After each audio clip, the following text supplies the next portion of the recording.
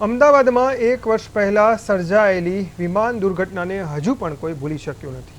વડોદરાના ઉભરતા Gujarati film director Mahesh કાલાવડિયાના નિધનને પણ 1 વર્ષ પૂર્ણ થયું છે, પરંતુ તેમના પરિવાર માટે સમય જાણે તે જ દુઃખદ દિવસે થંભી ગયો છે. 12 જૂન 2025ની એ વૈશ્વિક દુર્ઘટનામાં મહેશે પોતાનો જીવ ગુમાવ્યો હતો. મહેશ અને હેતલ પ્રજાપતિના લગ્નને માત્ર 3 જ મહિના થયા હતા. ત્યારે આવેલી આ આફતે એક સુખી સંસારના સપનાઓને સ્મશાનમાં ફેરવી નાખ્યા. મહેશ તે દિવસે કામ અર્થે બહાર નીકળ્યા હતા અને દુર્ઘટનાના શિકાર બન્યા હતા. ફોન બંધ આવતા પરિવારે તપાસ કરતા જે સત્ય સામે આવ્યું તેણે પરિવારના પાયા હચમચાવી નાખ્યા. આજે મહેશના પત્ની હેતલ પ્રજાપતિ એકલા હાથે ન્યાયની લડાઈ લડી રહ્યા છે. પ્રદેશ 24 ગુજરાતી સાથેની ખાસ વાતચીતમાં તેમણે જણાવ્યું કે આર્થિક સહાયના નામે તંત્ર દ્વારા થતી લાપરવાહી અને કલેશ તેમને અંદરથી તોડી રહ્યા છે.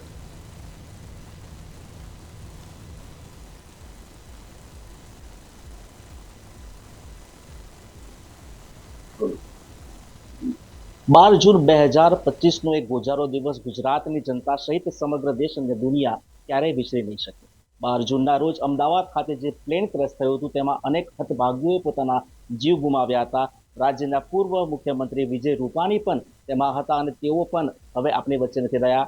આ ઘટનાને લઈને આજે પણ પરિજનો જે છે એ લોકો ખૂબ આક્રંદમાં છે, ખૂબ વિવાદ અને વિષાદ અનુભવી રહ્યા છે. ખાસ કરીને એક બહેન કે જે હેતલ નામ છે તેમનું, અને તેઓએ 3 મહિના પહેલા જ લગ્ન કર્યા હતા અને લગ્ન જીવનના 3 મહિનાના ટૂંકા સમયમાં પોતાના પતિ મહેશને ગુમાવ્યા છે. ત્યારે હેતલબેન આપણી સાથે છે, એમની સાથે વાત કરીશું. બેન, 1 વર્ષ પૂર્ણ થવાને હવે માત્ર કલાકો રહ્યા છે. આ દુઃખદ ઘટના જે છે એ ઘટના હજી માનસપટ પર છવાઈ જાય છે. શું કહીશો? આ ઘટના હવે 1 વર્ષ પૂર્ણ થયું છે, જીવનનો તમારો જે ખાલીપો છે તેને લઈને શું પ્રતિક્રિયા? હવે મારું નામ હેતલ પ્રજાપતિ છે. જે પ્રમાણે તમે પ્રશ્ન મને કર્યો એ પ્રમાણે એ વખત જે કંઈ બનાવ છે એ હું બોલીને તો વ્યક્ત મારી જે લાગણી છે એ અનુભવ હું શેર તો ના કરી શકું, પરંતુ મારા લવ મેરેજ હતા જે પ્રમાણે એ પ્રમાણે ઘણો દુઃખદ મારા જોડે બનાવ બનેલો છે. અને તેઓ જોડે મારા લવ મેરેજ 3rd ઓફ માર્ચના રોજ થયા હતા અને 12th ઓફ જૂન ની અંદર એરોપ્લેન કેસમાં આ ઇન્સિડન્ટમાં એમની ડેથ થઈ છે. બેન, જે રીતે મૃત્યુ થયું, હવે આપના પતિ આપણી પાસે નથી, અનેક લોકોએ જીવ ગુમાવ્યા હતા. શું ખાસ માંગ છે? કેમ કે પીડિતો હજી ન્યાય માંગી રહ્યા છે.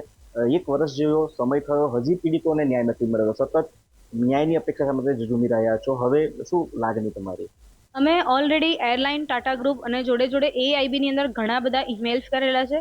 જે અમારા યુએસએના એડવોકેટ અમે હાયર કરેલા છે, તેઓના તરફથી જે કંઈ અમને સમજાવવામાં આવે છે એ પ્રમાણે અમે ઈમેલ્સ એ લોકોને કરી રહ્યા છે. બટ રિસ્પોન્સમાં એ લોકો એક ફોર્મલ મેઇલ ખાલી મોકલે છે, થેન્ક્સ ફોર ઇમેલિંગ, એ ટાઈપનું આવે છે. જે રિસ્પોન્સ જોઈએ છે એ રિસ્પોન્સ નથી. હું આ વસ્તુ તમને શેર કરીશ. અત્યાર સુધી તો હું મીડિયામાં નથી બોલી. એનું કારણ છે કે હું એમની રિસ્પેક્ટ કરું છું, મારા હસબન્ડની પણ હું રિસ્પેક્ટ કરું છું, કારણ કે મારા લવ મેરેજ હતા તો એમના પેરેન્ટ્સ પણ મારા માટે રિસ્પેક્ટેડ જ છે. અને એ રીઝનથી હું અત્યાર સુધી નથી બોલતી. પરંતુ હું લાસ્ટ 1 વીકથી આઉટ ઓફ ગુજરાત હતી અને એ દરમિયાન તેઓએ મીડિયાની અંદર ફેસબુક પેજમાં ઘણી એવી માહિતી ખોટી શેર કરી છે કે જેમાં તેઓએ એવું ખોટું મેન્શન કર્યું છે કે ભાઈ હું વધારે 57 લાખ લઈને આવી છું. બટ રિયાલિટી એવી છે કે ટોટલ 1.25 CR જ ફંડ મળ્યું છે. 25 લાખ એ એરલાઇનમાંથી આવ્યું છે અને 1 CR એ ટાટા ગ્રુપમાંથી આવ્યું છે. આઉટ ઓફ 25 CR તેઓએ ફક્ત ને ફક્ત મને 9 લાખ આપેલ છે, જે ચેકના થ્રુ આપેલા હતા.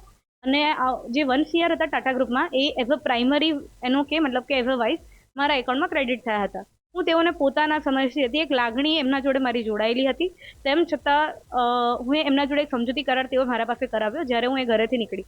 એ લોકોને મને ફાઇનાન્શિયલી બિલકુલ સપોર્ટ નહોતો કરવો, પણ 1 CR માંથી એ લોકોએ લખાણ કરાવડાયેલું હતું કે 60% એમને અને 40% મારે રાખવા. એ લોકો મીડિયાના થ્રુ, ફેસબુક પેજના થ્રુ ખોટી માહિતી શેર કરીને મને કંઈ કરતાં બ્લેમ કરવા માંગે છે અને મીડિયા થ્રુ કોન્ટેક્ટ કરવા માંગે છે. પરંતુ મીડિયામાં અત્યાર સુધી જેટલી પણ માહિતી હું શેર કરી છે, દરેક માહિતી સચોટ અને સાચી માહિતી શેર કરેલી છે.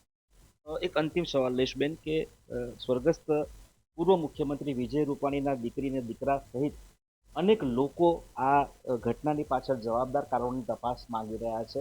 બ્લેક બોક્સની પણ આપણે માંગણી કરી છે, તેના પરિણામોની પણ માંગણી કરી છે. હજી સુધીને તમને સંતોષકારક જવાબ નથી મળ્યો. શું કહી રહ્યા છે તમારા એડવોકેટ, અને હવે આગામી સમયમાં કેવી રીતે રજૂઆત? એવિએશનના એક મેઇન હેડનો અત્યારે રિસેન્ટલી જ એક ઇન્ટરવ્યૂ આ રીતનો સોશિયલ મીડિયા પર થયો હતો ન્યૂઝના થ્રુ, કે ભાઈ એવિએશનનો રૂલ છે કે આવો કોઈ પણ ઇન્સિડન્ટ બને છે તો વિધિન 1 યર એ લોકોએ માહિતી આપવાની હોય છે દરેક વ્યક્તિને. પરંતુ આજે 11 જૂન ઓલરેડી થઈ ગયેલ છે, પરંતુ હજી સુધી બ્લેક બોક્સનો ડેટા અને એઆઈબીમાંથી જે ઇન્ફોર્મેશન જોઈએ છે એ હજી સુધી નથી મળી. અને અમે લોકોએ એઆઈબીની અંદર પર્સનલી મેલ કરેલો છે એ લોકોને કે શ્રદ્ધાંજલિ જે જગ્યાએ ઇન્સિડન્ટ બન્યો છે ત્યાં અમારે જવું છે, એનો પણ હજી સુધી કોઈ રિસ્પોન્સ નથી મળ્યો. ચોક્કસથી આ હતા હેતુલ પ્રજાપતિ કે જેઓ પોતાના પતિને તો ગુમાવી ચૂક્યા છે, પરંતુ જે રીતે ન્યાયની અપેક્ષા માટે તેઓ સતત લડત કરી રહ્યા છે, સતત રજૂઆતો કરી રહ્યા છે, તેની સામે એઆઈબી સહિત કેન્દ્રની એજન્સીઓ પણ નજરઅંદાજ કરી રહી છે. ત્યારે હવે આ લોકો માટે એમના સ્વજનોને ગુમાવ્યાની માત્ર ને માત્ર યાદો રહી છે. જોવાનું એ રહેશે કે વહીવટી તંત્ર અને જવાબદાર લોકો આ પીડિત પરિવારોને ક્યારે અને કેટલા સમયમાં ન્યાય આપશે. કેમેરા પર્સન વિશાલ ઉચ્ચેતો સાથે તુષાર પટેલ, પ્રદેશ 24 ગુજરાતી ન્યૂઝ.